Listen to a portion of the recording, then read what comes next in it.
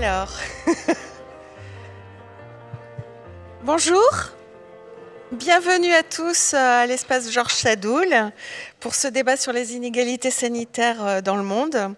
Le thème est particulièrement brûlant alors que la planète traverse encore une pandémie inédite.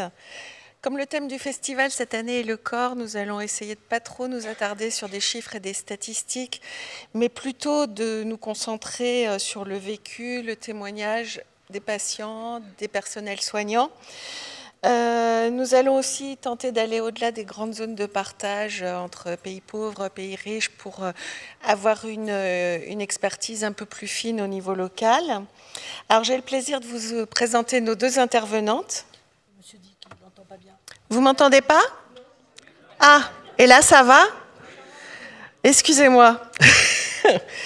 Alors, donc j'ai le plaisir de vous présenter nos deux intervenantes. Leur parcours très riche vous donnera peut-être des idées de questions pour la dernière partie du débat. Donc, il y a Anne-Marie Moulin à ma gauche, qui est à la fois médecin et philosophe. Lors de ses multiples vies, elle a exercé la médecine, aussi bien au Yémen qu'en Égypte, mais elle a aussi été, et est encore de façon émérite, directrice de recherche au CNRS. Elle a aussi tenu une consultation pour les migrants en France. Cette année, elle a fait partie d'un groupe d'experts missionnés par le chef de l'État pour évaluer la politique sanitaire du gouvernement face au Covid. Et à ma droite, Anne-Cécile Oyer, qui est docteur en géographie, qui est chargée de recherche au CNRS à l'Université de Rennes. Elle coordonne un programme scientifique qui s'appelle Mixant, qui s'intéresse au parcours de santé des primo-arrivants en France. Alors, il est dans ce programme évidemment question de l'accès aux soins, ce qui me semble être l'une des premières conditions de l'égalité sanitaire. Donc Anne-Cécile Oyer comme Anne-Marie Moulin privilégie la parole, le vécu des patients comme des soignants. Elle s'est d'ailleurs associée à une compagnie théâtrale à Rennes pour monter une lecture-spectacle à partir du témoignage des uns et des autres, des soignants et des malades. Elle est aussi spécialiste de systèmes sanitaires alternatifs ou de méthodes traditionnelles. Elle a notamment étudié cette question en Inde, effectivement, comment fait-on quand tout manque ? Et sa thèse a porté sur le yoga. Ce thème fera l'objet d'un autre débat lors du festival. Alors, pendant la première heure, nous allons aborder différents aspects de ces inégalités dans le monde. Et la dernière partie sera consacrée avec des échanges avec vous dans la salle. Et vous pourrez poser des questions à Anne-Marie Moulin et à Anne-Cécile Oyer. Alors, ma première question successivement à Anne-Marie Moulin et à Anne-Cécile Oyer est de leur demander de définir ces inégalités de santé d'après leur expérience, leur recherche. Comment elles définissent ça, voilà. Donc je vous laisse la parole, Anne-Marie. Merci Catherine. Il faut le micro. Merci Catherine. Oui, comment définir les inégalités de santé? D'abord, avant de les définir, on les vit, on les voit. Pour les plus jeunes, vous avez lu sûrement le texte de La Bruyère qui décrit les pauvres. On voit des animaux livides comme brûlés. S'ils ne parlaient pas, on ne se rendrait pas compte que ce sont des hommes. Je cite de mémoire. Ça veut dire que La Bruyère, quand il jetait un coup d'œil sur les corps de ses contemporains, il voyait d'emblée la trace des inégalités sur le corps. Eh bien, c'est un petit peu ce que je dirais, c'est que cette trace, on la voit. On la voit pas seulement, évidemment, donc dans les statistiques de mortalité et de morbidité qui instruisent depuis très longtemps le fait qu'il y a des inégalités de santé dans le monde. Mais là encore, ces inégalités m'ont frappé de façon très simple. Quand j'étais interne, il y a très longtemps, j'étais en pédiatrie et pendant 6 mois, je n'ai pas vu mourir un seul nourrisson de maladie infectieuse. Et puis je suis partie en Tunisie, il y avait une épidémie de choléra à l'époque, et j'ai vu arriver un couple avec un enfant, un bébé qui avait une méningite. C'était facile à voir, il était encore en train de convulser, et nous n'avons pas pu le sauver, puisqu'on était loin de tout dispensaire. Donc à cette époque, j'ai réalisé qu'alors qu'en France, j'avais jamais vu mourir un nourrisson, j'arrivais en Tunisie pour en voir mourir un et ne pas pouvoir l'empêcher. Donc c'est comme ça que les inégalités dans le monde m'ont frappé de plein fouet. Et vous, Anne-Cécile, comment vous définiriez, comment vous avez appréhendé justement ces inégalités au cours de vos recherches et de votre expérience personnelle? Alors, le regard de la géographie sur les inégalités de santé, d'abord, enfin moi c'est tout un enseignement hein, que j'ai reçu, que j'ai travaillé. Avant même de faire de la recherche, c'était d'apprendre en fait et de se rendre compte de ces constats majeurs qu'on partage et qui persistent, que l'on voit perdurer. Le fait, par exemple, ce constat sur l'espérance de vie. Vous le savez peut-être, hein, l'espérance de vie est plus courte et les maladies sont plus fréquentes chez les catégories de population les plus pauvres, avec parfois des écarts du simple au double. Ce sont les constats frappants. Après, quand on regarde aussi cette entrée par les classes sociales, on voit aussi que ces inégalités de santé, elles vont toucher les classes moyennes, notamment autour des déterminants matériels et psychosociaux de la santé, comme par exemple autour du travail, des conditions de travail ou des effets du chômage sur la santé. Et c'est pas toujours facile de comprendre en fait comment c'est possible que tout ça se reproduise et perdure. Et donc on sait bien hein, que tout ça, en fait, qu'il y a des corrélations fortes entre l'espérance de vie, l'exposition à des risques, à des maladies qui sont liées à des indicateurs de position sociale, indicateurs de revenus, de niveau d'éducation, de profession, mais aussi des lieux de résidence qui y jouent. Et c'est là que la géographie rentre en scène, c'est que ces inégalités de santé, on peut aussi les regarder par l'entrée spatiale, en gardant bien en tête aussi de faire jouer les échelles, de regarder les mêmes phénomènes, comment est-ce qu'ils changent en fonction de l'échelle à laquelle on les regarde.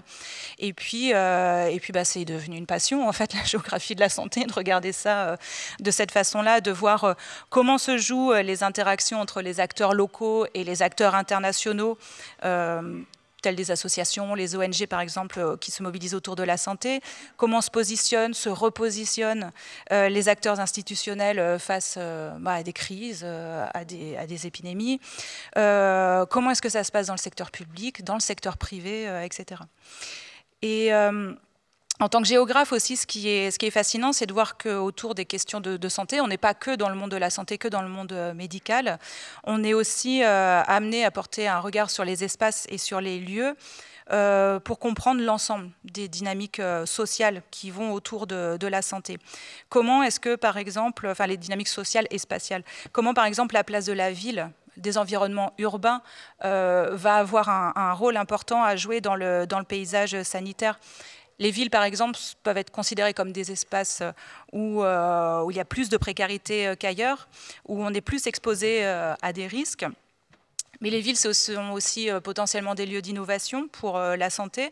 Je pense actuellement, par exemple, à toutes les politiques d'urbanisme favorables à la santé. Les villes sont des lieux ressources aussi pour la santé. On pourra en rediscuter, mais il y a la question de la densité médicale qui se pose. C'est là que sont les centres décisionnels en santé. Et ça va jouer, ça va varier dans les territoires, ça va varier entre les villes. Ça va varier aussi à l'échelle des lieux de soins. Si on regarde comment se joue l'accès aux soins, la prise en soins dans des hôpitaux, dans des cabinets de consultation, comment est-ce qu'on accède aux soins d'un point de vue effectif, comment effectivement on rentre dans un cabinet, ça varie aussi énormément en fonction des lieux, en fonction des populations, comment est-ce qu'on est accueilli, comment est-ce qu'on est exclu des soins. Et voilà, c'est tout ça qu'on regarde en géo de la santé. Oui, en géographie, il y a beaucoup de termes comme par exemple déserts médicaux, enfin il y a des termes géographiques pour décrire justement ces inégalités. Oui, alors il y a des villes, mais il y a voilà, aussi, Du coup, est-ce qu'on peut faire un petit point sur les oui. déserts médicaux? Oui, parce que c'est intéressant. Alors, on a souvent l'impression que ce sont les géographes qui ont parlé et qui conceptualisent les déserts médicaux. Ce n'est pas exactement une notion que les géographes utilisent, une notion très institutionnelle. Les ARS, les agences régionales de santé, repère des déserts médicaux pour l'action.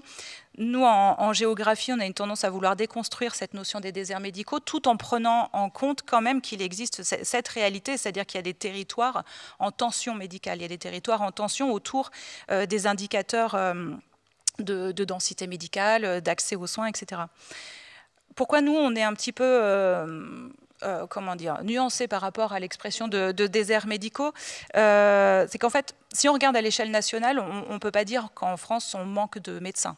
Si on compare la France par rapport à l'ensemble des autres pays, là où se pose un problème, c'est un problème de répartition sur le territoire, avec des phénomènes de concentration des professionnels de la santé dans certains territoires et des phénomènes de délaissement de certains territoires par les professionnels de la santé. Donc il y a ces territoires plus denses, moins denses, autour de la localisation des médecins généralistes.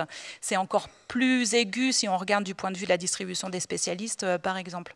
Donc poser la question des déserts médicaux ou avancer sur les déserts médicaux, c'est aussi se poser la question de l'attractivité des territoires. Voilà, et donc c'est pour ça, en fait, on est toujours amené à nuancer à partir du moment où on change, au moment où on change d'échelle. Donc on trouve aussi, par exemple, des zones en tension médicale en ville. Ça existe des quartiers en fait qui sont délaissés, qu'on pourrait appeler, que les ARS par exemple pourraient appeler des déserts médicaux. Mais on trouve aussi des campagnes qui sont bien dotées. On voit aussi que tension médicale, ça ne veut pas dire pas d'accès aux soins du tout. Dans les quartiers favorisés, par exemple, où il n'y a pas beaucoup d'offres médicales, ce n'est pas vraiment un problème pour la population qui va de toute façon pouvoir accéder aux soins, qui va avoir les ressources économiques et les ressources en termes de mobilité pour avoir accès aux soins. Et puis aussi, sur des territoires bien dotés, il y a des personnes aussi qui peuvent choisir de ne pas aller voir un médecin de proximité et d'aller se déplacer plus loin pour élire, choisir en fait ces professionnels de la santé dans son parcours de soins. Donc voilà, tout ça doit être visité. Et vous, Anne-Marie Moulin, alors si vous voulez ajouter un mot en tant que médecin sur les déserts médicaux, n'hésitez pas, mais sinon vous avez aussi une approche historique. Comment on peut historiciser ces inégalités médicales? Bon, un mot sur les déserts médicaux, un mot seulement. Les déserts médicaux, ils résultent de plusieurs choses qui ne sont pas innocentes. La première, c'est pendant longtemps le numerus clausus, qui fait que, contrairement peut-être à ce qu'on pense, il y a eu moins de médecins que nous n'en avions besoin, en particulier de spécialistes. Et deuxièmement, le fait que la rupture avec les établissements de proximité, des hôpitaux qui ont été supprimés de façon à faire des lieux, des plateformes très spécialisées, c'est tout ça qui a creusé les déserts médicaux. Donc ce n'est pas une surprise, c'était prévisible. J'arrête là, c'est une question polémique, comme vous le savez. Oui, je voudrais dire un mot sur les inégalités de santé. Là encore, ce n'est pas une découverte. Je suis toujours admirative de l'œuvre de Ramazzini. S'il y a des Italiens parmi vous, c'est un Italien qui, au XVIIe siècle, a décrit les inégalités de santé, en particulier sur les effets que cette inégalité crée sur le corps. Et c'est intéressant de noter d'ailleurs qu'il a par exemple comparé les pauvres et les riches, car les riches ont aussi leurs inégalités, à savoir qu'ils sont plus sujets que d'autres à des maladies liées à l'obésité, à l'excès en tout genre et à la paresse, puisqu'ils n'exercent pas la plus grande partie de leurs muscles. Et il a aussi beaucoup travaillé, un ouvrage spécialisé sur les maladies des artisans. Il a montré comment, précisément, chaque métier a son poids de pénibilité. Et ça, c'est important à réfléchir. Évidemment, les métiers ont évolué, mais il y a encore aujourd'hui une signature spécifique de certains types de métiers, d'exposition aux poussières, d'exposition de métiers qui brutalisent les articulations, de travail sur le chantier, d'exposition au bruit, etc. Sans parler du fait que maintenant, il y avait avant, on trouve aussi chez Ramazzini, une opposition entre la ville et la campagne. La ville et la campagne ont chacune leur pathologie. Au XVIIIe, on tend à privilégier pour des raisons idéologiques la campagne. La campagne, c'est le bon air, c'est la pureté de l'air et finalement la pureté tout court, la pureté des mœurs par exemple. Je suis sûre que Saint-Dié en est un exemple pour la campagne proche. Et donc toutes ces considérations amènent à voir que l'inégalité de la santé a longtemps été une préoccupation des géographes et tout simplement des édiles municipaux. Par exemple au 19e, il y a une monographie qui est consacrée, donc pratiquement chaque ville, par le médecin, à la pathologie de son coin, et qui explique en grand détail comment les maladies se relient au climat, l'environnement, au vent, au brouillard, aux marées, etc.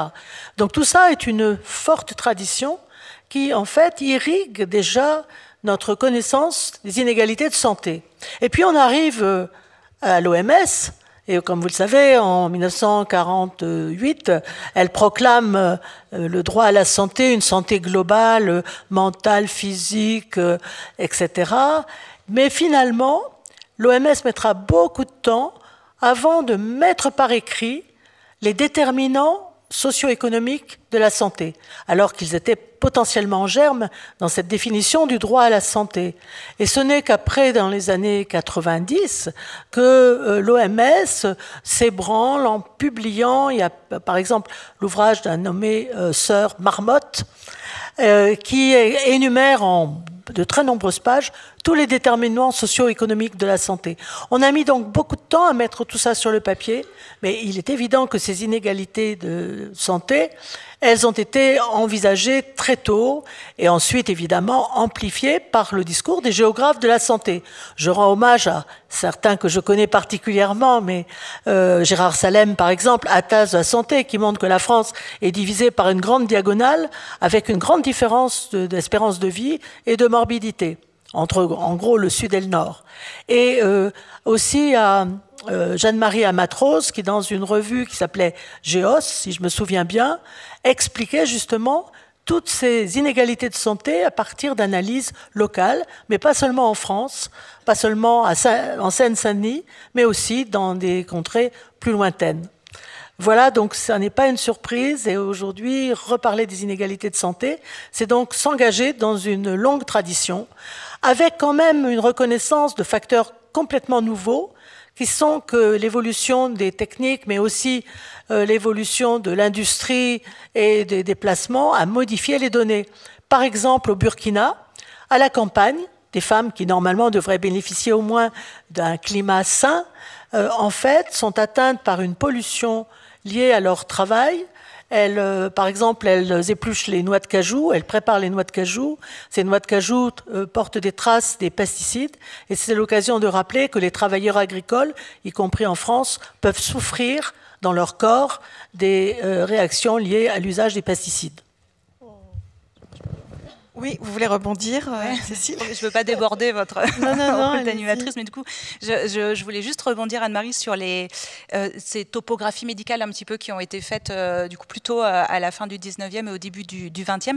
C'est un héritage pas facile pour les géographes, en fait, parce que c'est la même époque, en fait. Enfin, si on regarde du point de vue de l'épistémologie de la géographie, c'est l'époque aussi où la géographie était très déterministe, et ces topographies médicales, ville par ville, en fait, étaient très statiques et présentaient la ville par des profils de santé, et avait une répercussion super forte en termes de stigmatisation des territoires. Et donc, il manquait quelque chose quand même pour faire le lien et pour aller plus loin. Donc, c'est qu'à partir des années 50, où la géographie de la santé était un peu réhumanisée, et les questions environnementales incluant l'humain, donc dans les travaux de Maximilien Sort, par exemple, ont été alimentés en fait par plus d'interactions, plus de regard en tout cas sur le monde social des patients et sur les interactions qui se passaient entre les villages, autour des mobilités, etc. Et ensuite, à partir des années 70, en effet, on a tous nos collègues, 70-80, nos collègues géographes de la santé qui sont allés plus loin en allant travailler dans les pays du Sud, en allant voir aussi et mettre à l'épreuve aussi toutes les idées reçues qu'on avait autour de ce que c'était qu'une bonne santé, ce que c'était qu'une mauvaise santé, et comment est-ce qu'on devait la prendre en charge. Et donc voilà, je ne vais pas faire toute l'épistémologie de la géo de la santé, mais ça me permettait de rebondir là-dessus. Enfin, pour dire qu'il y avait une trace de ça, de ces topographies médicales dans la géo de la santé, qui est l'héritage pas le plus facile. Il y a aussi eu, pendant une période, une similarité entre épidémiologistes et géographes. Enfin, c'était un peu... on partait des mêmes données. Alors ouais, nous on raconte en cours, du coup, en géo de la santé, on part toujours de cet exemple, en fait, de la façon dont John Snow a travaillé sur l'épidémie de choléra à Londres. Beaucoup de géographes, en fait, on dit régulièrement, c'est le début de la géographie de la santé. La santé publique dit n'importe quoi, c'est le début de l'épidémiologie spatiale. Et donc, on se dispute un petit peu John Snow, en fait, ce médecin. Alors, du coup, je ne sais pas si je peux raconter l'anecdote. Voilà, enfin, bon, le quartier de Soho à Londres, en fait, est touché par une importante épidémie de choléra. Et l'épidémie, en fait, est vraiment à l'échelle du quartier. Elle s'organise à l'échelle du quartier. Et en fait, personne n'est en mesure de savoir ce qui se passe. Les médecins sont complètement dépourvus de réponses. Et John Snow, en fait, il mène un peu l'enquête. John Snow, c'est un médecin qu'on pourrait qualifier de médecin social, c'est-à-dire il prenait beaucoup en considération les patients. Et c'était un des rares médecins qui allait sur le terrain, particulièrement dans les quartiers pauvres. Et en fait, en voyant les patients, en voyant le profil des patients, en fait, il se rend compte que tous s'alimentaient à la même pompe. Et en fait, il demande tout simplement, pour le faire vite, de couper l'alimentation en eau de cette pompe. Et cet effet, en fait, technique, ce geste sur le réseau, sur l'approvisionnement en eau, en fait, a permis de limiter l'épidémie de choléra dans le quartier pour cet épisode-là. Et donc, en menant son enquête, il s'est rendu compte que l'épidémie de choléra, du coup, venait de la contamination parce que toutes les familles s'alimentaient à la même pompe. Et en fait, s'il a trouvé la trace de la pompe, c'est parce qu'il a cartographié tous les cas de tous ces patients et qu'il a vu cette relation entre la proximité avec la pompe et la décroissance des cas au fur et à mesure qu'on s'éloignait de la pompe. Donc, il a vu un peu la centralité de la pompe dans la diffusion, dans la contagion. Et donc, le passage par la carte fait donc que les géographes, en fait, on le revendique un petit peu. Le problème, c'est que le passage par la carte, il est aussi compliqué parce que pendant longtemps, du coup, les géographes sont restés les cartographes des données de santé, les cartographes des médecins et les cartographes des épidémiologues, et que toute la réflexion de fond, justement, sur les enjeux sociaux, les enjeux politiques, les enjeux économiques, les enjeux techniques autour de la ville, n'ont pas toujours été pris en compte, donc ça a été difficile de faire un peu d'identité. D'accord. Et à propos d'échelle locale, est-ce que vous pouvez nous parler, à partir de vos recherches sur l'Inde, etc., de systèmes sanitaires traditionnels ou alternatifs qui peuvent parfois pallier certaines inégalités ou faire en sorte que les gens puissent se soigner, quoi?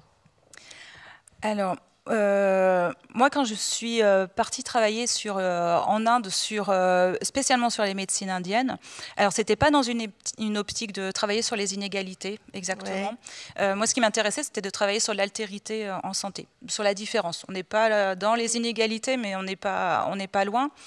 Et moi, ce qui m'intéressait, c'est d'aller voir des savoirs de santé non dominants, non biomédicaux. Comment est-ce que ça se joue et à quoi est-ce que ça se rapporte pour le quotidien des personnes qui l'utilisent et à quoi ça se rapporte aussi en termes de culture autour de la santé, de culture du corps, de façon de connaître, de comprendre son corps et d'agir sur son corps. Donc c'est au début les pèlerinages religieux avec des vertus thérapeutiques qui m'ont intéressée, et puis au fur et à mesure je suis allée travailler sur le yoga.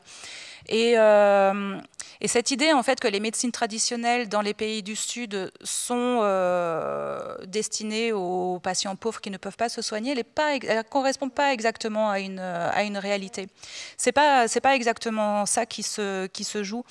Certes, il y a des difficultés d'accès aux soins parce qu'en fait, il y a un coût économique aux soins, mais à tous les soins, y compris aux soins locaux, en fait. Mais ce qui va se jouer, du coup, c'est le registre du pluralisme médical, c'est-à-dire qu'on va alternativement emprunter différents systèmes de santé pour se soigner en fonction de ce qu'on perçoit de sa pathologie, en fonction de ce qu'on perçoit, ce qui est bon pour son corps. Et donc ça va impliquer plein d'emprunts, plein de mobilité, plein d'échanges de connaissances, de savoirs. Et voilà, donc c'est surtout là-dessus que je suis allée travailler. Ensuite, dans le monde contemporain, le yoga en particulier, que l'on définit souvent comme alors thérapie c'est un grand mot, mais une pratique thérapeutique, on va dire, traditionnelle, que l'on pense facile d'accès, etc. En fait, c'est quand même une pratique qui est réservée pour une certaine élite. Alors en Inde déjà, du point de vue de l'érudition, un petit peu, qui se joue aussi derrière le yoga. Donc le yoga est quand même pas une pratique populaire, voilà, très, très pauvre.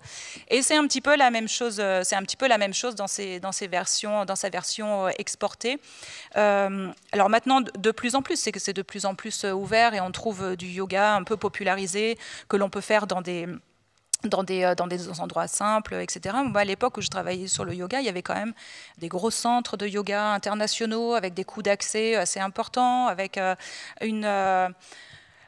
regard justement sur le contrôle du corps, sur l'esthétique du corps qui était très fort et qu'on retrouvait. Donc cet aspect inégalitaire du coup se renverse un petit peu à un moment. Mais je pense que c'est surtout l'altérité en fait qui joue, la différenciation et le besoin de différence dans ses choix pour sa santé qui intervient.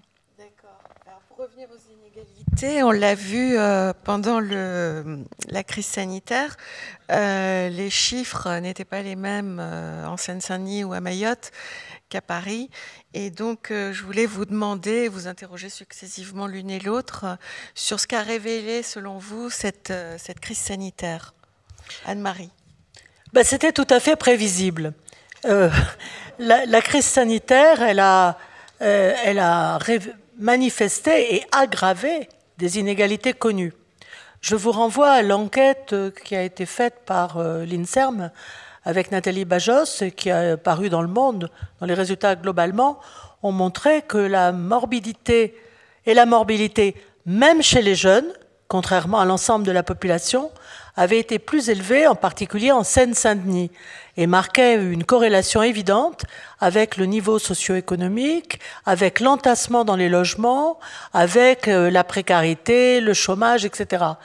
Donc ça n'était pas tout à fait une découverte, mais c'était quand même quelque chose d'extrêmement impressionnant.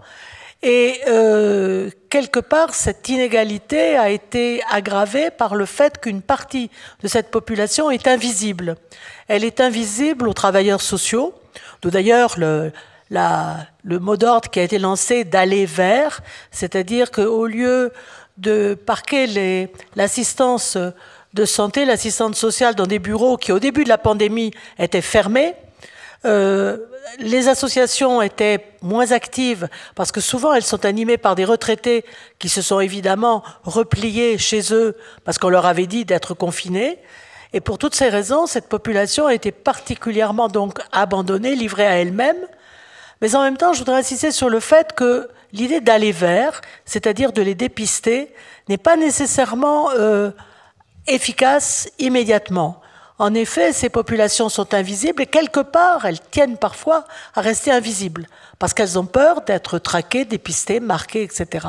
Donc, il ne suffit pas, comme l'a fait notre ministre à un moment donné, de dire, en croyant trouver une formule très originale, on va maintenant aller vers les administrés.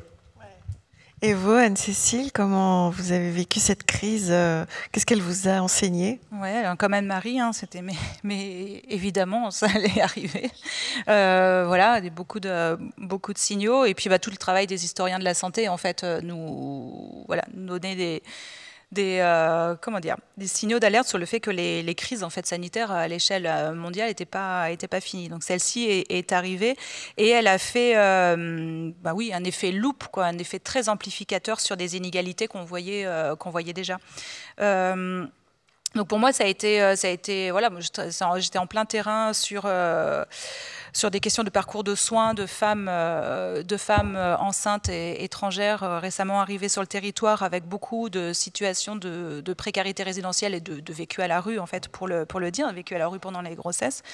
Et en fait j'ai bien vu en fait que ces personnes, les personnes étrangères, et au moment du premier confinement, avaient été les dernières à être mises à l'abri. Enfin, les personnes à la rue, en fait, les personnes qui étaient dans la précarité résidentielle, en fait, qui avaient besoin prioritairement d'un abri, avaient été les dernières à être mises à la rue, à l'abri. C'est sorti par voie de directive au préfet quelques jours plus tard le confinement pour le tout venant, c'est-à-dire pour les personnes, pour la population générale. Donc ça interroge. Ça a été donc c'est les préfets qui se sont retrouvés avec cette directive, et les préfets, territoire par territoire, ils ont fait l'état de leurs ressources et ils ont regardé où est-ce qu'ils pouvaient mettre les gens, avec des solutions d'urgence, et en général des solutions, des gymnases. Est-ce qu'un gymnase c'est un lieu de résidence? Est-ce qu'on peut considérer ça comme une mise à l'abri en 2021 en France? Ça pose vraiment question. Donc moi, ce que j'ai fait après, c'est que j'ai perdu de vue les personnes avec qui, les patientes avec qui je travaillais par rapport à ma recherche, mais ça c'est pas grave. Mais par contre, j'ai resserré les liens avec les équipes avec qui je travaillais, notamment donc les soignants, les travailleurs sociaux et les soignants. Et en fait, c'était assez saisissant. Donc moi, j'étais comme tout le monde, j'étais confinée, et puis je faisais le programme scolaire avec mes enfants, et puis j'essayais de gérer mon boulot à distance. Et en fait, je les avais au téléphone, ces équipes mobiles qu'on peut citer, Médecins du Monde, Médecins sans frontières, ou des réseaux un peu plus locaux, parce qu'il y en a un petit peu partout, il n'y a pas que ces deux ONG-là. Et en fait, je les avais au téléphone régulièrement pour du débrief, pour des besoins d'écoute, pour des besoins de parler, parce que voilà, toutes les incohérences ensuite qu'ils ont vues, donc leur public à la rue qui a été mis dans des lieux collectifs qui n'étaient absolument pas propices d'ailleurs pour les protéger de la circulation du virus, de toute façon. Il y a eu des situations, un peu compliqué à analyser, parce que par exemple, on a eu des femmes qui ont été mises à l'abri dans des chambres d'hôtel. Les hôtels à Paris étaient vides de touristes, donc il y a des femmes qui ont été mises dans des hôtels, ce qui peut paraître hyper classe, avec des baignoires, avec tout ça, donc il y a des situations un peu cocasses. Mais en même temps, qui s'occupait d'elles, en fait? Des hôteliers, pas des travailleurs sociaux, en fait, avec qui parfois, qui avaient une délégation de surveiller ces femmes, en fait, pour voir si elles partaient pas, si elles restaient bien là. Donc il y avait parfois, en fait, des femmes qui sont restées captives dans des chambres individuelles, et voilà, avec des difficultés pour s'alimenter, pour sortir, pour faire les suivis de grossesse aussi, qui se sont arrêtés d'un coup. C'est pas tout, en fait, de mettre des femmes à l'abri, mais après il faut aussi suivre les grossesses. Donc tout ça s'est arrêté, et en fait sur ces publics-là, c'est vraiment transformé en marasme, je dirais, du point de vue des équipes, en fait, sur le terrain, qui ont vraiment, eux, fait remonter de la souffrance aussi, quoi. Et je pense que si on peut parler des souffrances dans les corps des populations précaires qui ont subi la crise de cette façon-là, mais on peut aussi parler de souffrance des soignants et des travailleurs sociaux à cette époque, mobilisés dans l'urgence. C'était ma question suivante, en fait. Quel retour vous avez eu l'une et l'autre de témoignages de soignants? Enfin, comment ont-ils exercé? Alors, le retour des soignants, il a été un peu dramatique. En particulier, les soignants, au début, vous vous rappelez, ils ont été applaudis sur tous les balcons. On les célébrait comme les héros des temps modernes. Et puis tout d'un coup, avec les conflits, les tensions autour de l'obligation de la vaccination, on a désigné les soignants qui ne veulent pas se faire vacciner comme des boucs émissaires. Ce passage du statut de héros au statut de bouc émissaire a été particulièrement mal vécu par les soignants, qui ont rappelé leur souffrance, leur panique, au moment où, par exemple, dans les EHPAD, les soignants avaient à s'occuper de personnes âgées qu'elles toilettent, qu'elles font manger, donc avec qui elles ont des rapports physiques quotidiens de grande proximité, alors qu'elles ne disposaient pas de masque, pas d'équipement, etc. Donc à cette époque-là, elles le disent, on n'a pas déserté. Et maintenant, on nous traite en bouc émissaire et on nous reproche de ne pas nous faire vacciner. Mais pourquoi ne pas nous faire vacciner? Eh bien, quelque part, ça c'est un peu moi qui analyse comme ça, c'est une réaction des soignants, en particulier des soignants hiérarchiquement bas dans l'ordre des choses. Les soignants ont considéré qu'ils ont été peu écoutés, et l'équipe de soins qui normalement devait justement faire une grande place à tous ses membres. Je me souviens, en 68, on avait dit il y a des soignants.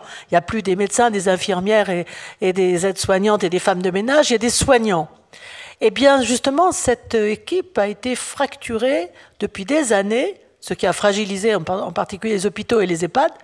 Elle a été fragilisée par l'instauration d'une gouvernance financière, la T2A dont vous avez entendu parler, la gestion managériale, le management des hôpitaux, avec les intérêts économiques et la compétition en premier plan, a entraîné des ruptures à l'intérieur de l'équipe. L'équipe est dorénavant, dans les hôpitaux en particulier, sur un régime informatisé. Les catégories communiquent par Internet. Et quelque part, le chef de service n'a plus accès directement et vice-versa aux échelons les plus bas de la hiérarchie. Et du même coup, la solidarité de l'équipe a volé en éclats. Et je pense que quelque part, le refus de la vaccination, moins qu'un appel à une idéologie ou à une conception particulière de l'immunité, révèle une souffrance et un refus, une exclusion. Inégalité. Pardon ? Une inégalité. Et finalement une inégalité et surtout une fracture de l'équipe. Cette fracture, elle était antérieure à la crise du Covid, mais je pense que la révolte contre les vaccinations, puisque leur taux de vaccination est particulièrement bas, révèle quelque chose qui est bien au-delà de la question de la vaccination. Vous voulez ajouter quelque chose ? Oui. Il y a quelque chose aussi autour du coup des soignants et du corps des soignants qui est apparu. Alors, hormis en effet le fait aussi qu'au début de la crise, en fait, ils étaient dépourvus techniquement de moyens de se protéger eux-mêmes, en fait. Donc, ce qui pose la question aussi de la façon dont les institutions prennent soin de leurs propres salariés, en fait, quoi. Et pourquoi pas d'alerte autour des stocks de masques, de surblouses, etc. Enfin, comment est-ce qu'ils ont dû se débrouiller aussi. Enfin, il y a des images très très saisissantes, mais pas qu'en France, à travers le monde, sur la façon dont ils se sont protégés très précairement leur corps, ces soignants. Donc ça va aussi là-dedans. Et moi, ce que j'ai vu, nous, avec mes collègues qui travaillons ensemble là, autour des personnes étrangères dans le soin.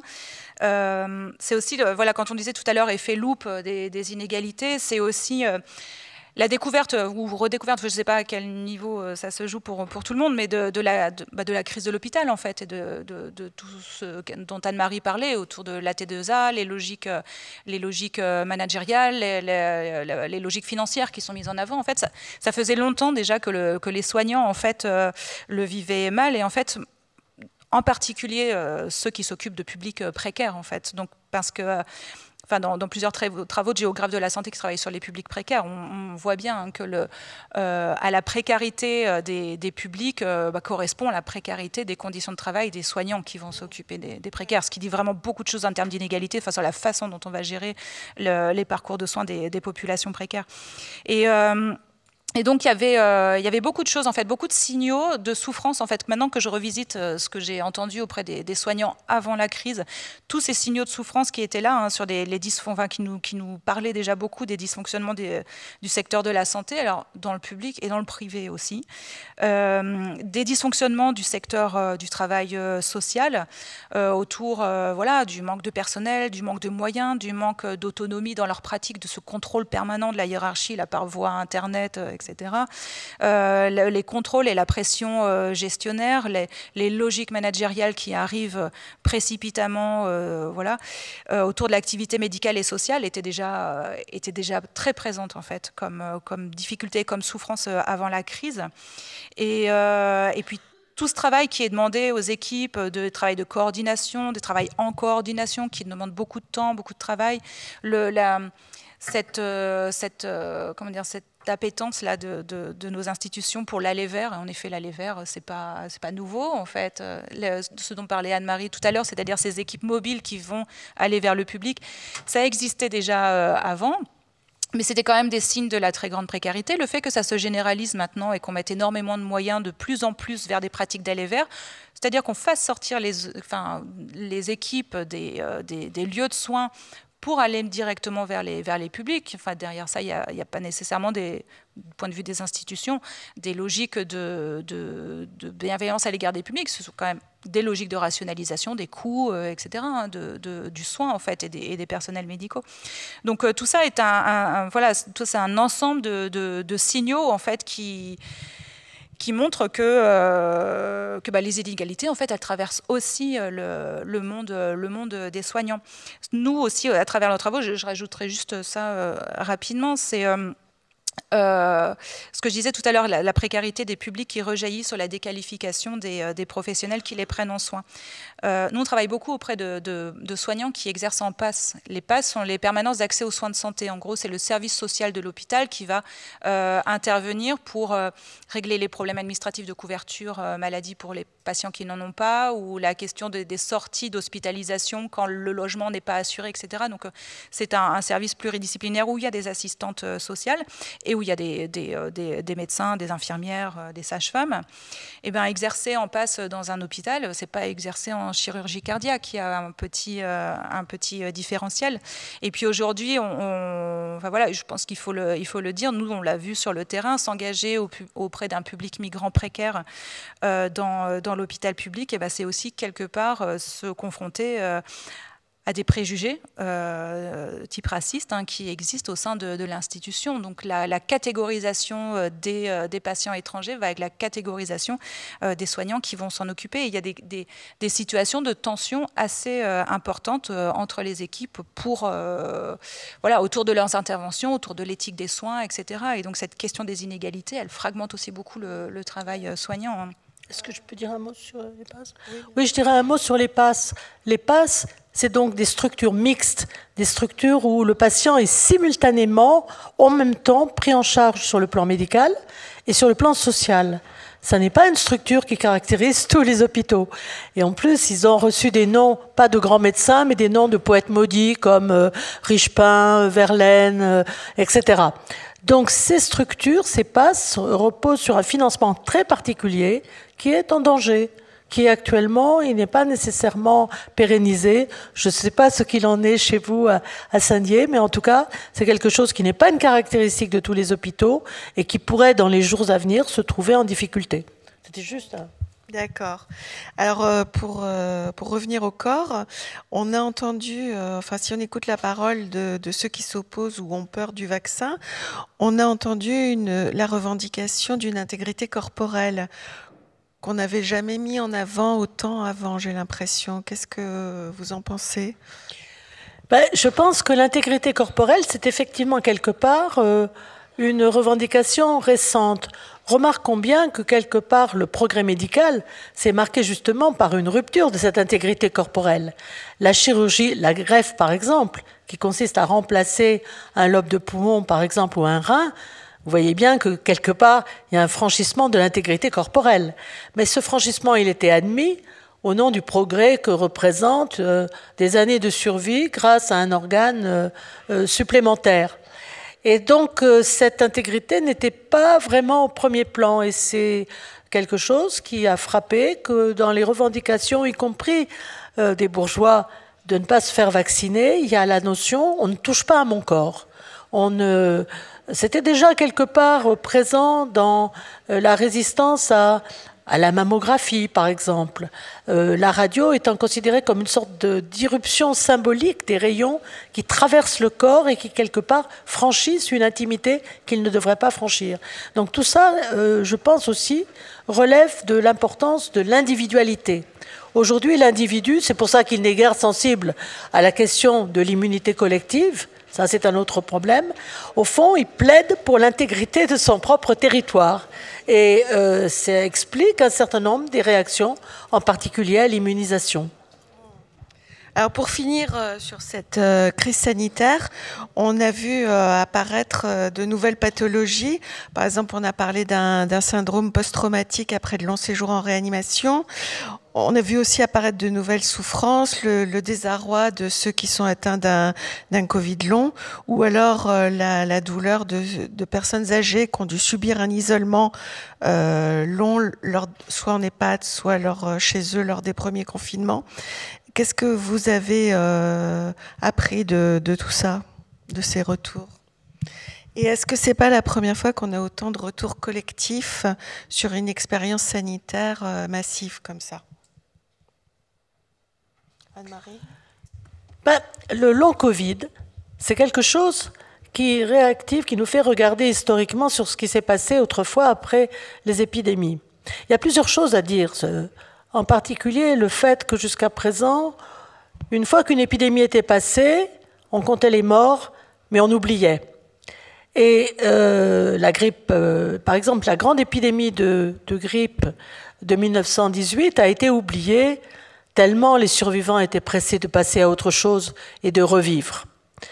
Mais l'idée qu'une épidémie peut laisser un sillage de souffrance et de traumatisme, elle s'est imposée à propos de quelque chose qui pourtant était on croyait en voie d'éradication, c'est la polio. Après la polio, un certain nombre de gens qui ont contracté la polio mais qui ont guéri, en fait, gardent des séquelles qui pendant très longtemps ont été ignorées, méconnues presque volontairement des familles et des médecins. À savoir qu'un certain nombre de nerfs avaient été atteints, des muscles s'étaient atrophiés, mais quand les gens étaient jeunes, on s'en apercevait pas. Et au fur et à mesure que l'âge avance, mais très tôt, chez l'adulte, les jeunes adultes, il y a des faiblesses, et finalement, des gens qui avaient survécu, à 40 ans, sont en fauteuil roulant. Ça, c'est quelque chose, on appelle ça la post-polio. Et c'est quelque chose qui a mis beaucoup de temps à être découvert et à être documenté. Tellement on voulait croire à la disparition de la polio, qui, comme vous le savez, est en voie d'éradication avec des programmes de vaccination massive. Donc cette histoire de post-polio, ça dérangeait. Il y a actuellement beaucoup de documentation, il y a un groupe des post-polio qui est extrêmement actif. Et quelque part, pour le Covid, on assiste à un phénomène, on n'est qu'au début, puisque bien sûr, on ne sait pas très bien à quoi va correspondre le long Covid, mais il y a un intérêt nouveau pour les séquelles d'une maladie dont, Dieu merci, on a échappé. Donc voilà, c'est quelque chose à la fois de nouveau et de récent. Et pour la réanimation, je dirais juste un mot. La réanimation, le syndrome post-réanimation, suivant une intubation prolongée, etc., ou un alitement prolongé, c'est bien connu. Mais il faut reconnaître aussi que quelque part, il y a eu des controverses au sujet justement de la prise en charge des Covid avec mise sous respirateur. Il y a probablement eu un certain abus des curarisations et des mises sous respirateur.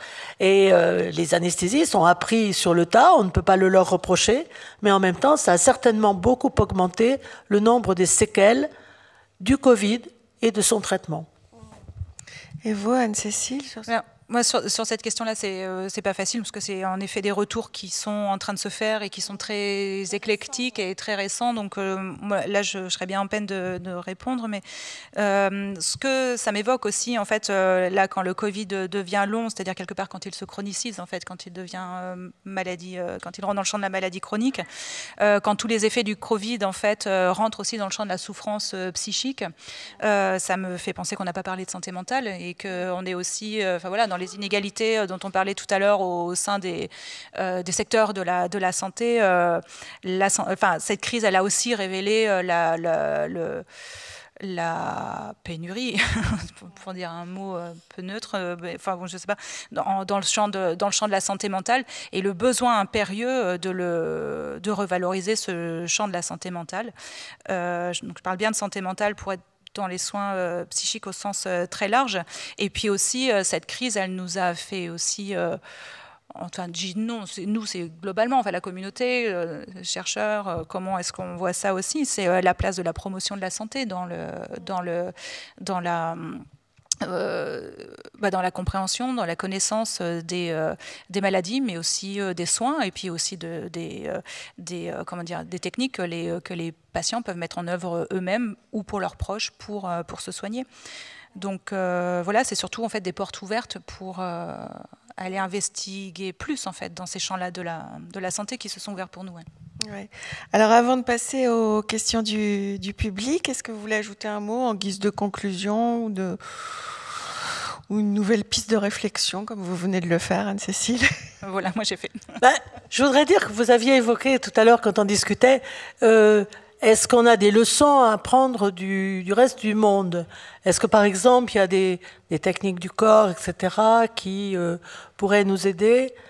Alors là, tout à l'heure, je pense qu'Anne-Cécile a eu une réponse en demi-teinte en disant oui et non.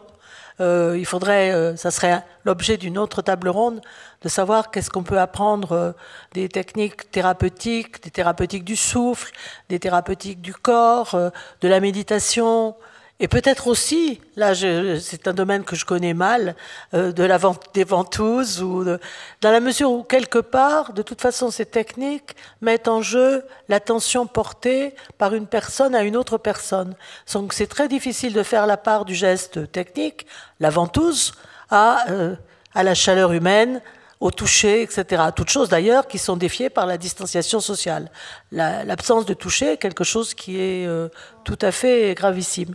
Mais un dernier mot sur... c'est très à la mode aujourd'hui, dans la santé globale, de parler des expériences des autres et en particulier des patients.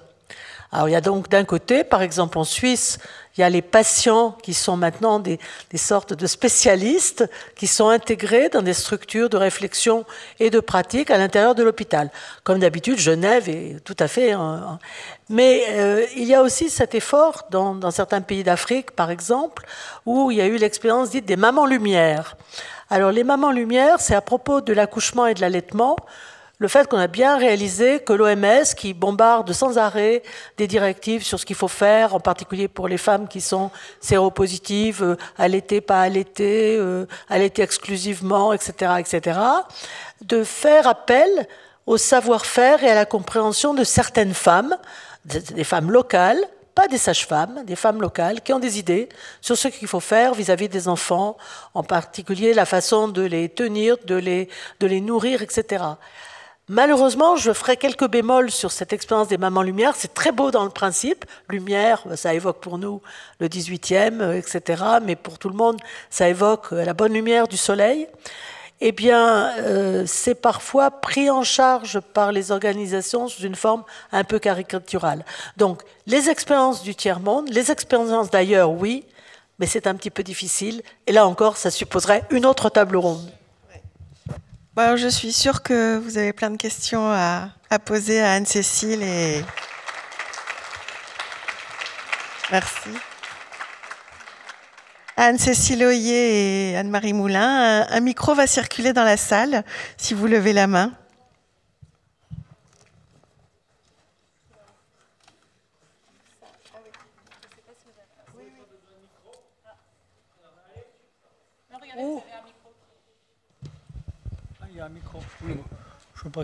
Bon, vous m'excuserez, mais je suis arrivé un tout petit peu en retard et j'ai l'impression que je me suis complètement trompé de conférence et de débat. Complètement. Trompé de quoi ? Je m'explique. Moi, j'avais lu « Quand la santé divise, j'insiste bien, le monde ». C'est ça, le titre ? Oui, oui, tout à fait. Bon. Eh bien, quand je pense... Ça me fait penser au ras-le-bol des gens, d'ailleurs, autour de moi, qui disent « Covid, on n'arrête pas de parler du Covid ». Et pire, on ne parle d'ailleurs guère que du Covid en France et dans les pays occidentaux. Ah oui, vous avez loupé la première partie. Catastrophique. On ne parlait pas du Covid pendant... Premièrement, la santé, c'est pas que le Covid. Non, non. Deuxièmement, on aurait pu dire... Deuxièmement, on aurait peut-être pu souligner que c'est la première fois, entre parenthèses, il faut le savoir, c'est la première fois qu'on a une véritable pandémie mondiale depuis qu'on a les moyens d'information et avec les moyens d'information qu'on a. C'est-à-dire que c'est inimaginable. On savait comment étaient les... Pas tous les pays, évidemment, bien sûr. Ouais. Bon, et on parle de vaccination obligatoire. D'un côté, vous avez des Français, des Européens qui sont des privilégiés dans le monde, il faut le dire, qui crachent sur le vaccin. Et pendant ce temps-là, en Afrique, il n'y a pas 20%, je dis en Afrique, et je parle du monde, hein, il n'y a pas 20% de vaccinés. Et alors, et je parle que du Covid, mais alors, permettez-moi de rappeler aussi qu'il y a 5 millions non plus, c'est pas 5 millions, je me demande si je ne me trompe pas, si c'est 5 millions de décès de la rougeole avant 10 ans dans le monde.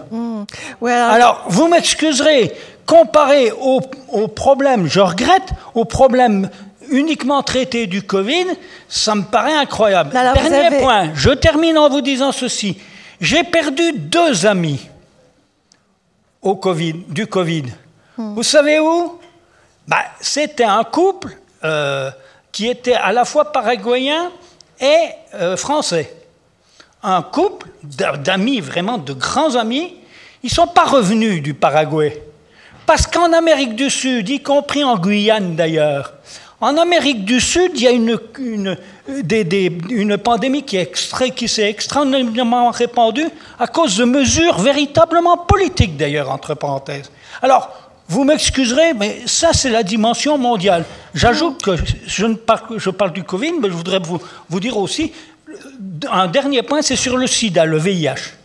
Les gens ignorent sans doute qu'il y a des usines pharmaceutiques qui ont interdit, il y a encore quelques années, la construction d'usines de produits contre le VIH en Afrique, alors que c'est de loin le continent le plus touché.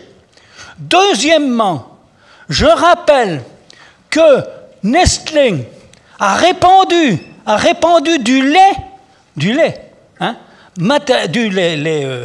bien Nestlé, au lieu du lait maternel, ce qui, à l'époque, a provoqué des maladies très graves parce que l'immunité. Les pauvres, ils l'ont. Les pauvres d'Afrique, ils l'ont plus que nous. Enfin, le principe, c'est de poser une question. Et vous avez effectivement loupé les 2 premiers tiers du débat qui n'étaient pas sur le Covid, mais sur des inégalités de santé dans le monde. J'ai loupé les 2 premiers tiers, je suis arrivé au bout de 10 minutes. Ouais, et je vous ai entendu. Vous avez parlé des inégalités dans les quartiers. Pas que. J'ai entendu 94. Attendez. J'ai bien entendu. Mais on va vous répondre sur vos questions. Du bien mondial, hein? Oui. Merci, monsieur. Je ne sais pas sur quelle question répondre. Non, En fait, juste pour rappeler, je vais vous répondre. Je vais faire une remarque aussi.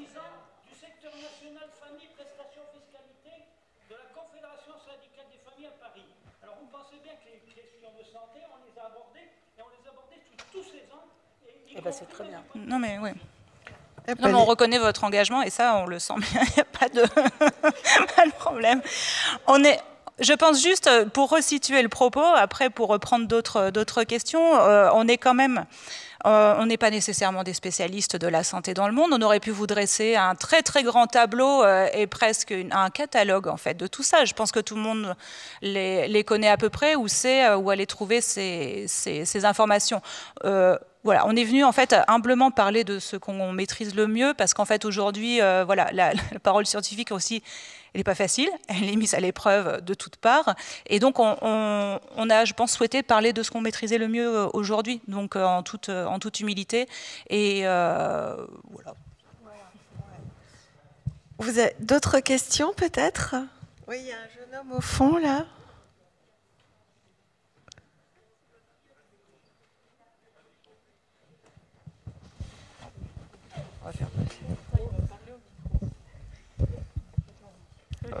Bonjour.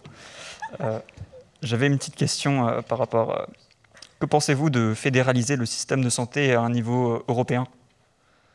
Enfin, est-ce que ce serait plutôt une bonne idée selon vous ou faudrait garder le système de santé actuel à un niveau national?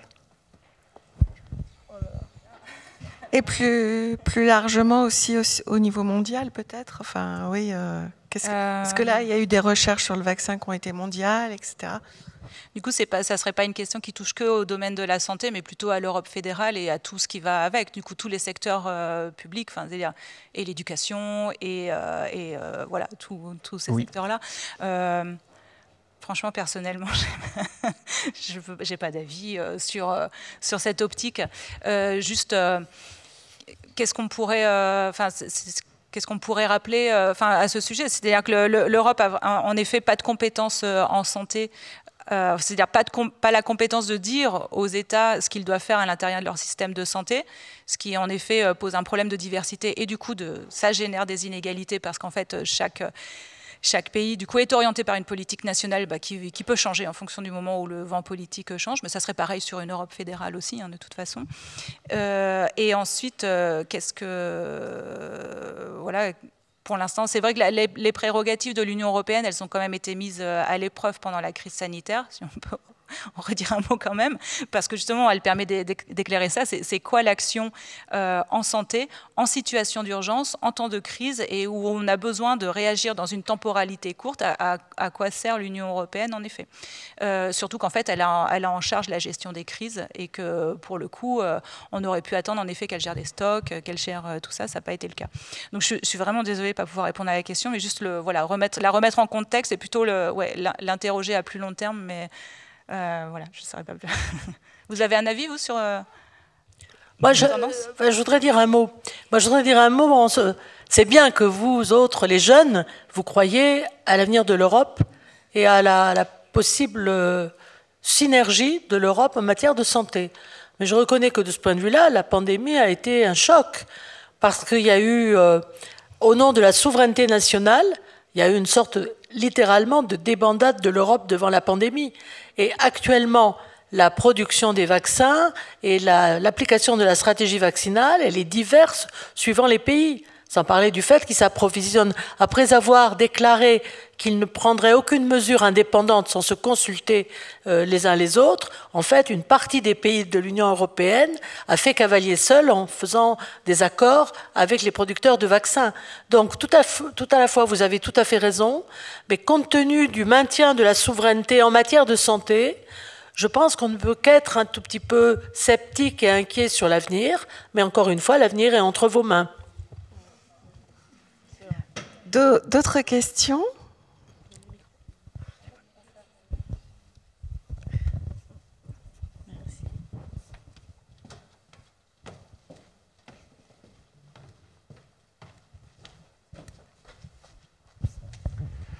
Oui, je voulais vous poser une question sur une autre pandémie que vous avez évoquée pendant la discussion, qui est celle du VIH/SIDA, puisque elle est pas si vieille que ça, elle est toujours en cours.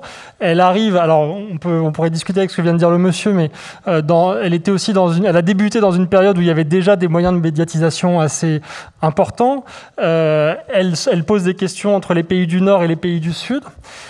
Et en plus, par rapport à l'approche plus locale que vous avez développée, on a beaucoup entendu les patients et questionné avec le VIH/SIDA la relation entre les soignants et les soignés. Est-ce qu'à votre sens, il y a des leçons de la pandémie de SIDA qu'on n'a pas su tirer pour gérer la pandémie de Covid ?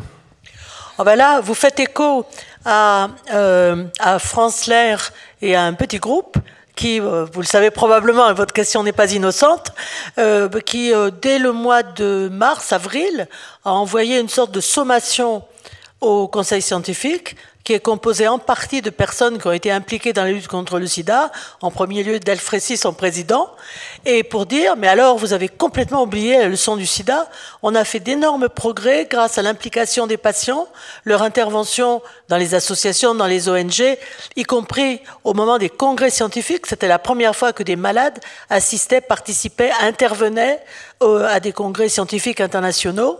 Eh bien voilà, vous avez oublié tout ça. Et ça, c'était donc en mars-avril de l'année dernière. Et il y a eu une réponse officielle qui a été faite par les membres du comité scientifique en disant « Oui, on s'est adressé au président et on lui a demandé au plus vite de créer une concertation nationale, une intervention des associations, etc., etc. On a proposé un certain nombre de mesures et il n'y a pas eu de réponse. » Bon, c'est en partie une réponse à votre question. Oui, et quand on regarde aussi tout ce que l'association Aide a produit pendant la pandémie aussi, en fait, où on voyait qu'ils étaient quand même, ils avaient un savoir-faire en matière réflexive qui aurait pu être mobilisé autour de la crise sanitaire. Je pense notamment à l'exemple des messages de prévention, la façon de délivrer des messages de prévention sans choquer, sans stigmatiser, sans il y a des associations en fait qui sont dans l'historique du VIH/SIDA, qui ont ces outils-là, n'ont pas du tout été mobilisés. Je pense que franchement sur un ensemble de prévention sur tout ce qui concerne la prévention et la promotion de la santé, on aurait pu gagner beaucoup de temps. Ouais. D'autres questions? Enfin, une dernière question peut-être?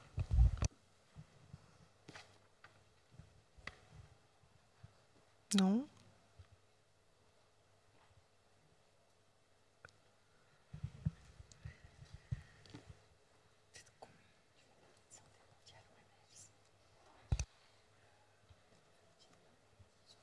On dit 3 mots?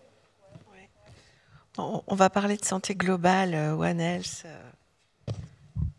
On ne savait pas où glisser, à quel moment. En fait, on avait prévu tout un registre de discussions. Donc, on voulait revenir sur le concept de santé globale en fait, que l'on travaille, alors qu'en tant qu'historienne, Anne-Marie aussi a une vision dessus, mais en tant que géographe, en fait, là, je m'interroge aussi beaucoup. Hein, la santé globale, du coup, cette échelle, qui veut dire plusieurs choses, qui veut dire il y a une échelle globale de réflexion autour de la santé, une approche qui n'est pas non plus la santé internationale, qui n'est pas non plus la santé mondiale, c'est vraiment la santé globale pour se dire quels sont ces principes, quels sont les grands principes que l'on doit viser pour lutter contre les inégalités.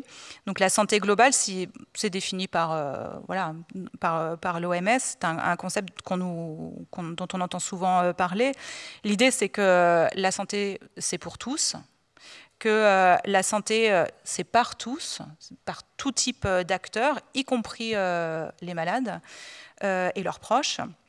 Et puis, l'idée aussi, c'est que la santé, c'est dans tout, c'est-à-dire dans toutes les politiques publiques, avec derrière cette idée qu'il y a un principe de prise en compte de tous les déterminants sociaux et environnementaux de la santé, c'est-à-dire que la santé doit être une priorité dans toutes les politiques publiques, dans le travail, dans le logement, dans l'éducation, etc., etc. Donc la santé est partout. Alors, c'est super intéressant, enfin, c'est des valeurs très, très fortes. Là où ça pêche, c'est quand on est géographe et qu'on va aller voir l'aspect différenciation spatiale, quand on va aller voir l'aspect mise en œuvre à l'échelle locale, en fait, où il ne se passe pas grand-chose. Et ça, c'est difficile à voir. Mais voilà, donc juste vous donner cette réflexion-là, en tout cas, de santé globale, en fait, qui repose sur des valeurs intéressante parce qu'en fait, elle repose sur une définition de la santé qui est vraiment très large et qui parle en fait d'enjeux sociaux, d'enjeux politiques, d'enjeux économiques, d'enjeux environnementaux. Et en même temps, la santé globale aussi, quelque part, dans les médecines, dans les systèmes de santé, ou biomédicaux ou non biomédicaux, il y a un point intéressant aussi, c'est de voir que la santé globale, elle joue à l'échelle du corps. On a des systèmes de santé qui plaident pour une vision globale du corps, c'est-à-dire prendre le corps des patients dans leur sens global. Donc c'est prendre aussi la question de la santé globale aussi, elle peut être vue si on déconstruit un petit peu la vision de l'OMS, si on revient un petit peu à l'échelle des patients et à l'échelle des individus, pas nécessairement patients d'ailleurs, si on est dans une optique de prévention et de promotion de la santé, c'est tout le monde qui est un petit peu concerné. L'idée, c'est de ne pas saucissonner le corps des patients, ne pas avoir que les parties souffrantes et les parties à soigner, et bien de voir aussi que un corps, c'est un tout, c'est un ensemble assez global et qui compose un environnement de vie, donc qui dépend d'un ensemble de déterminants sociaux, mais qui évolue aussi dans un environnement. Donc c'est sur ces corps qu'on va voir tous les processus inégalitaires qu'on a vus tout à l'heure, mais c'est sur ces corps aussi qu'on peut agir pour, par exemple, améliorer la santé, c'est aussi scolariser un plus grand nombre d'enfants. Améliorer la santé, c'est permettre des parcours de formation, des parcours d'emploi qui soient bénéfiques pour les corps des travailleurs, dont on l'a évoqué tout à l'heure. L'environnement, en fait, rentre aussi beaucoup en question. Enfin, on n'a pas parlé de la question du changement climatique aussi et de toutes ces inégalités qui se jouent autour de cette catastrophe-là en train de se faire. Voilà, donc aussi en fait parler d'échelle de la santé. Parler de santé globale, c'est en effet s'intéresser à ce que dit l'OMS sur ses programmes de santé et ce qu'elle voudrait édicter, mais qui est difficile à mettre en œuvre. Mais on peut aussi se réapproprier cette notion de santé globale en regardant la santé à l'échelle des corps, en considérant que les corps, sont bien des espaces en soi sur lesquels on peut agir, et ce sont des espaces à soi, c'est-à-dire que l'on peut agir par soi-même, avec les autres, pour les autres. Et vous, Anne-Marie ? Oui, One Health. Je remarque au passage qu'avec la prononciation française de l'anglais, de temps en temps, on dit One Health. C'est quoi? Bon, donc c'est un mot qui a été naturalisé. Mais ce mot, c'est pas un mot magique. Il ne peut pas valoir à la place de mesures réelles. Or, on s'aperçoit que ce concept d'une santé mondiale, d'une santé globale, s'oppose quelque part à des nationalismes. C'est très frappant de voir à quel point aujourd'hui, dans tous les domaines, le nationalisme intervient. Par exemple, les vaccins ont une nationalité, ils ont un passeport. On parle du vaccin chinois, du vaccin russe, évidemment, on ne parle pas du vaccin français, et pour cause. Bon, donc, quelque part, c'est pas un mot magique. C'est un mot qui ne vaut qu'autant qu'on le transforme en des choses concrètes, et en prenant acte de ce qu'il signifie. Cela signifie en particulier désormais, on considère la santé animale et humaine en même temps, qu'on fait collaborer les vétérinaires et les médecins, et j'espère que je verrai, avant la fin, je verrai l'union réelle des facultés de médecine humaine et animale et vétérinaire, et ça suppose aussi la prise en compte de la santé mentale et de la santé au travail. Tous ces concepts sont des concepts qui ne vaudront que s'ils sont mis en œuvre et en oubliant les frontières. Merci beaucoup. Merci à vous d'avoir assisté à ce débat.